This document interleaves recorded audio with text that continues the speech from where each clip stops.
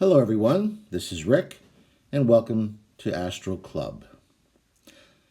In my last podcast, I talked about a futuristic city that I had seen that may exist within a few thousand years in the future. Whenever I relate these types of stories, I invariably have questions related to the near future. And this is completely understandable. Everybody's curious about what's on the horizon. I just want to set a few things straight, and then I want to talk about some astral time travel laws, and then I'll talk about an experience that I had about 150 years in the future. So hopefully this will be an interesting one. But first, I want to get clear, real clear. I am not a prophet, nor am I a supermarket psychic. I believe that we have more than enough of those folks running around right now. Frankly, I don't care who the next U.S. president will be, and I mistrust anyone who can look me in the eye and confidently predict with 100% accuracy who he or she will be. I recall reading all the psychics before the last election. About 90% of them picked Hillary Clinton as winning. And of course, we all know the results of the election. And don't worry, we're not getting into politics here. What I'm saying is these folks somehow had a 50-50 chance to select the winner.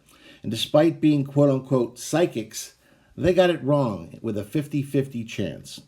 So I think you can understand why perhaps I have my doubts about these people. Now, I consider myself only an experienced astral projector with some interesting experiences from my explorations to the past into possible future realities that I choose to share with my friends here. Before I go on, though, let me just talk about time a little bit. I just said possible future realities. The past that we have chosen is locked in place. It can't be changed. I have traveled to the past. I am an insubstantial ghost, a spirit, with zero ability to interact with that past.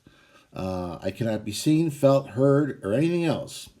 All I can do is just watch what was going on and know there's nothing I can do to change it. I traveled to colonial times. I traveled to biblical times once because people would constantly ask me, geez, did you see Jesus? I don't know anything, I don't know whether Jesus was a real historical figure or what.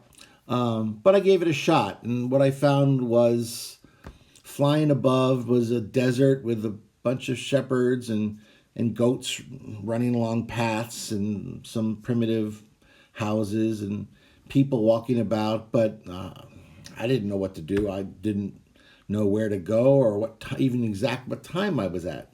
But I did go there, and I did see pretty much what I expected to see.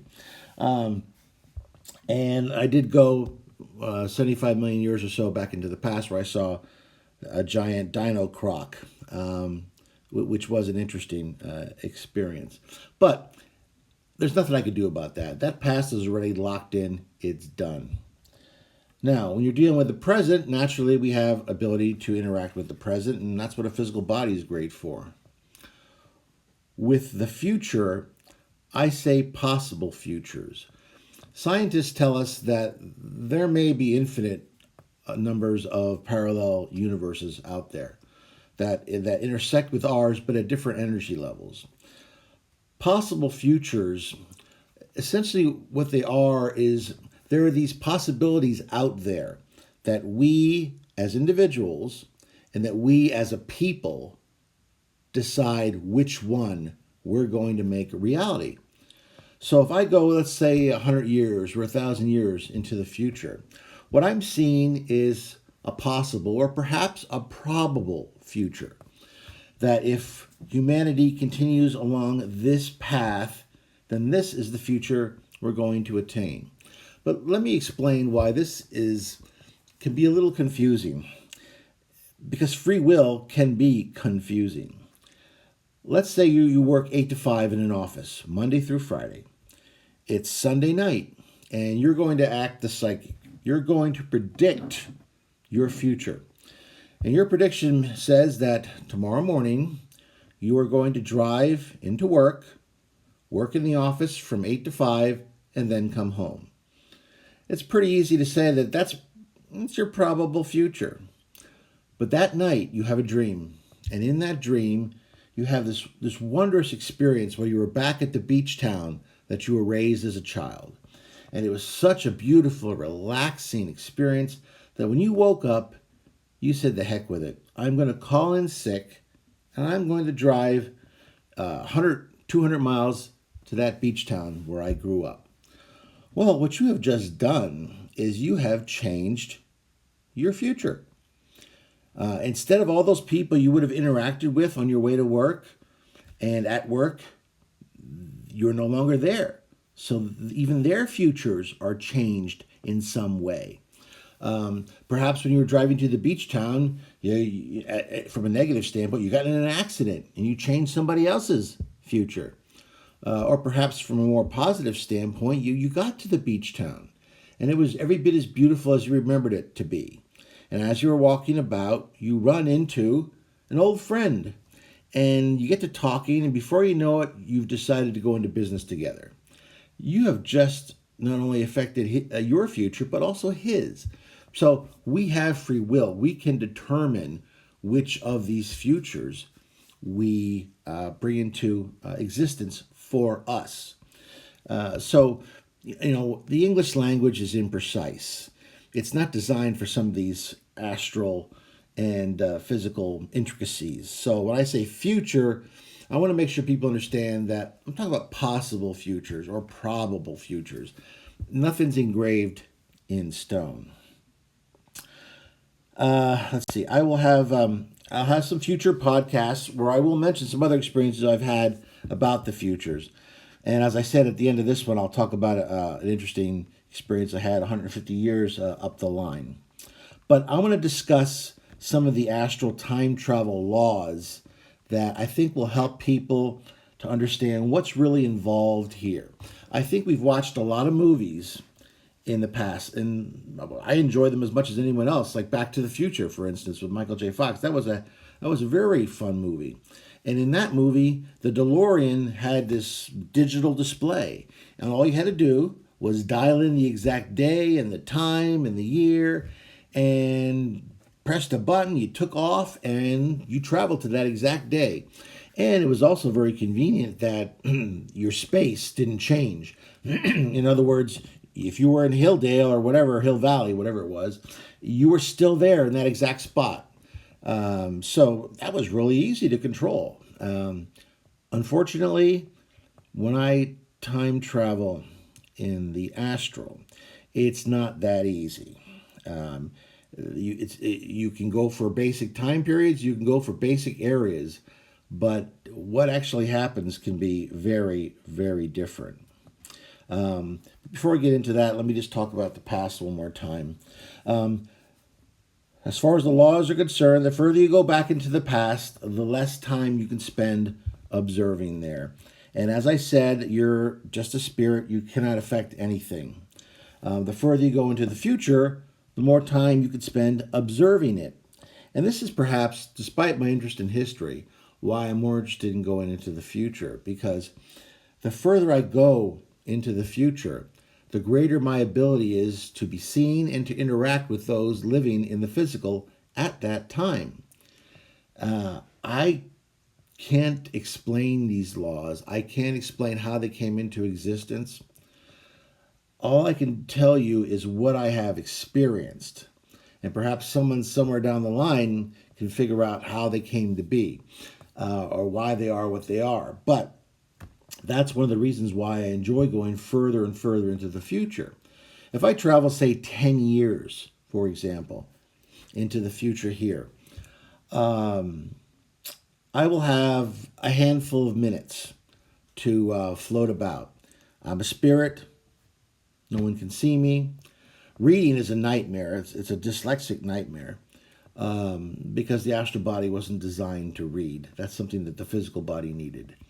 And now I'm trying to figure out where I am, exactly when I am, and trying to figure out where I go from here.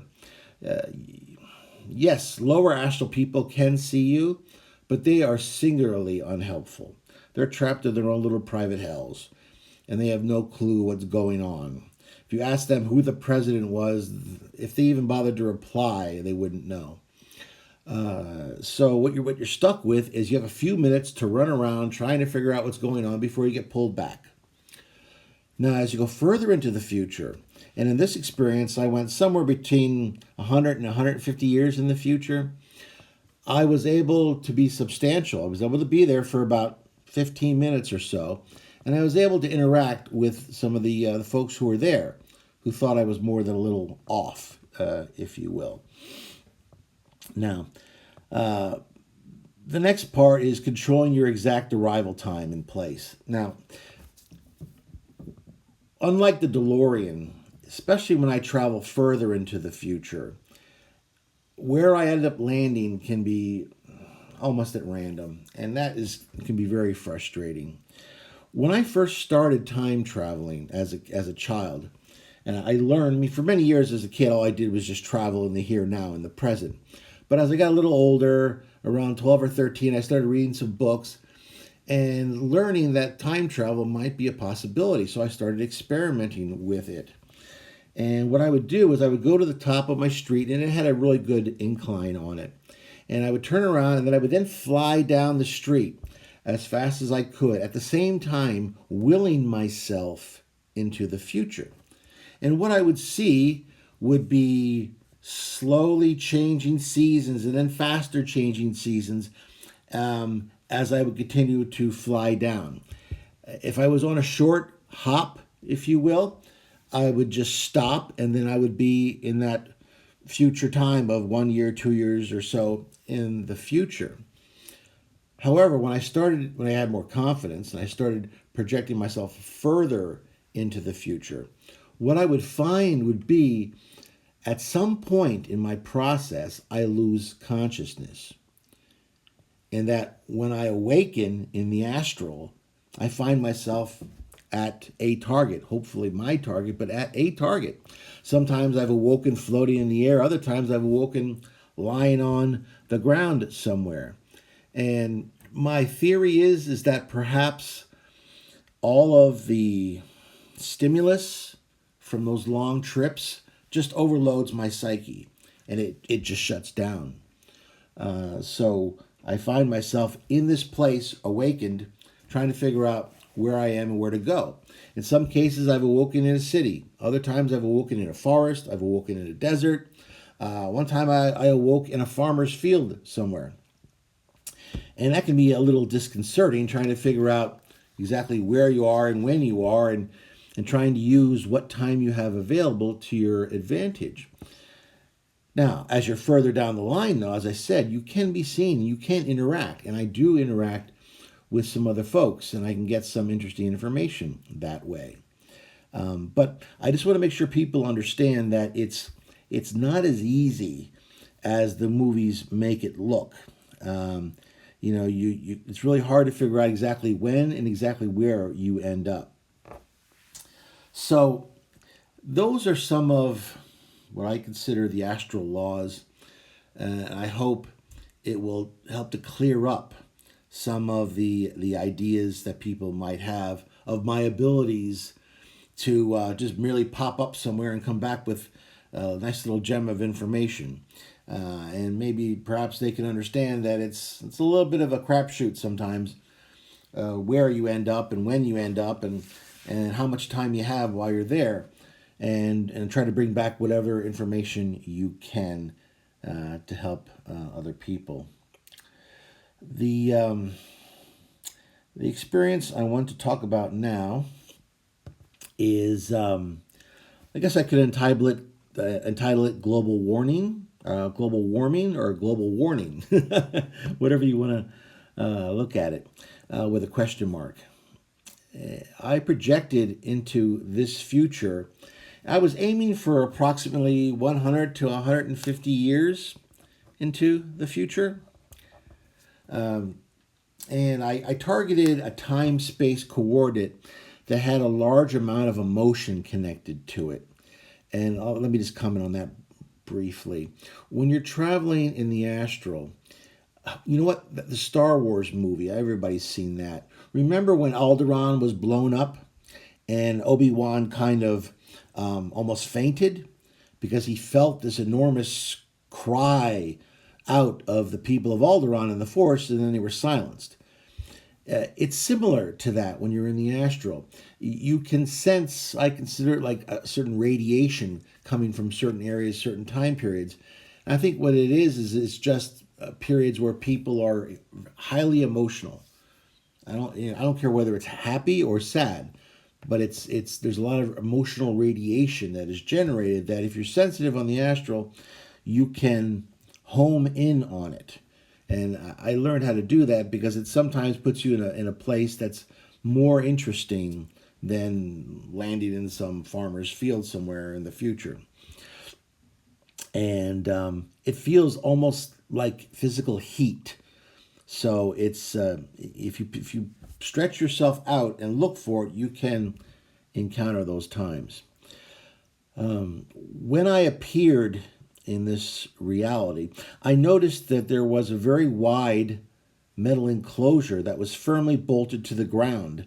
As I pulled myself back, I saw that there was many of these metal enclosures. They were kind of like saucers, if you will. Imagine like a flying saucer type of structure, although it wasn't a spaceship. They were bolted very firmly into the ground.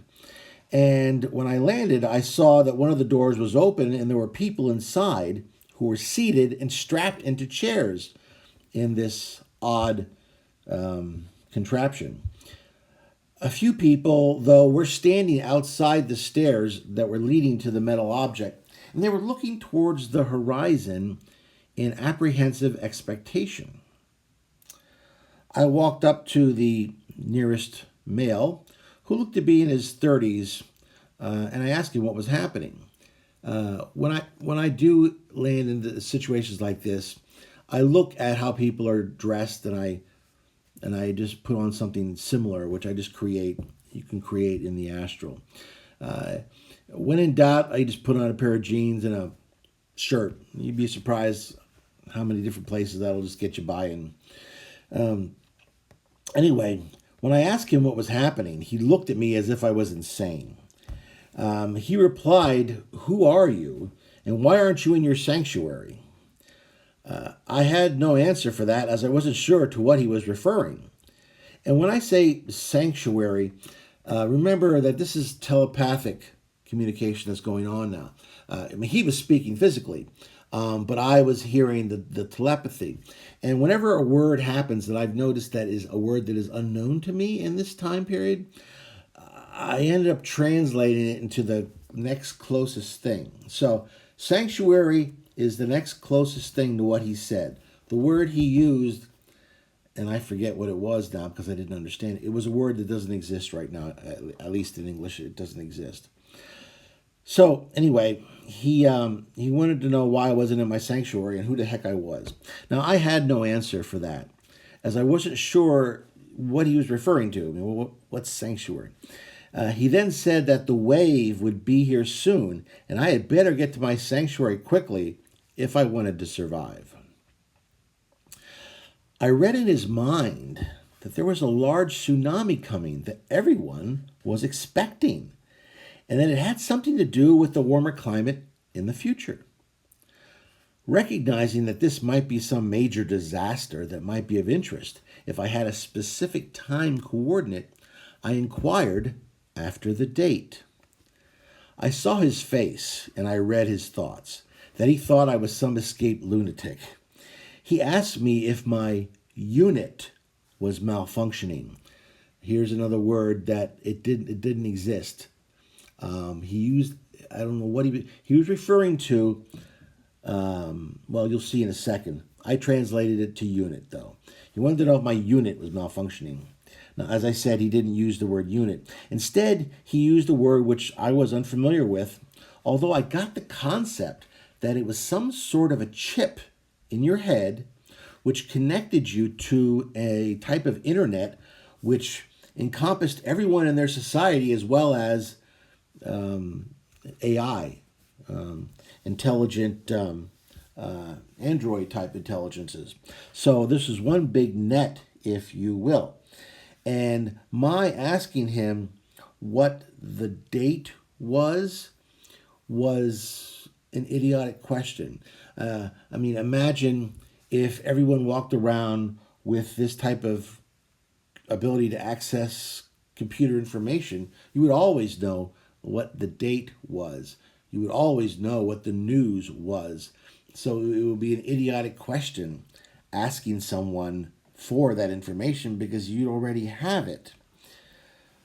However, before I could inquire further from him, I saw this giant tsunami wave was on the rise, and it had to be 100 feet high or around 30 meters, and heading in fast. My friend and his comrades fled into their metal container, closing and fastening the door.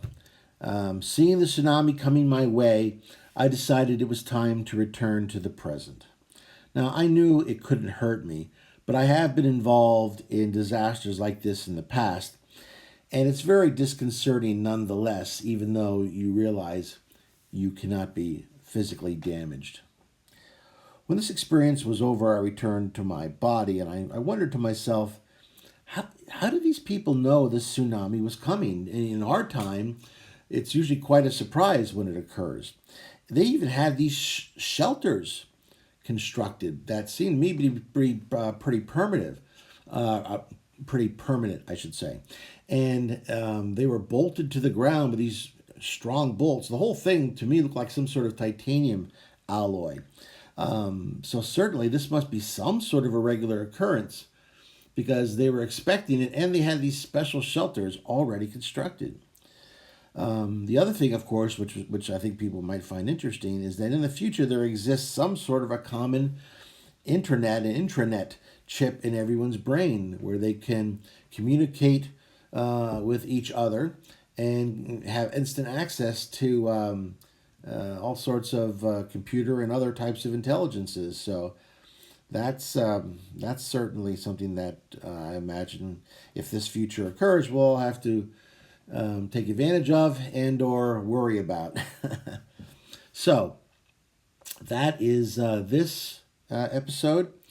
I hope I was able to clear up some of the future and time travel laws so that people can understand, what we're looking at when we do this, and hopefully you'll be able to do this in the future. However, if you are a beginning astral projector, I recommend you concentrate on projecting in the here now and not try to go into the past or the future. Those are a little bit more advanced concepts. There's a little bit more involved. Believe me, when you first get out, just explore the here now. You'll have enough to do. When you're more experienced, then we can start talking about time travel. Well, I want to thank everyone. I want to thank the new subscribers.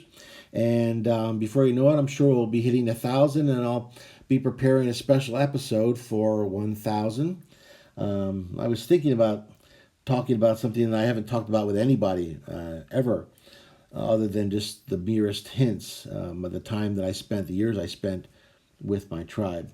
I'll just have to see if I can come to terms with the emotions associated with that. But once again, thank you. And if you haven't subscribed, please hit the subscribe button, hit that bell. If you enjoyed this podcast, please hit the thumbs up. And I will see you on the astral plane.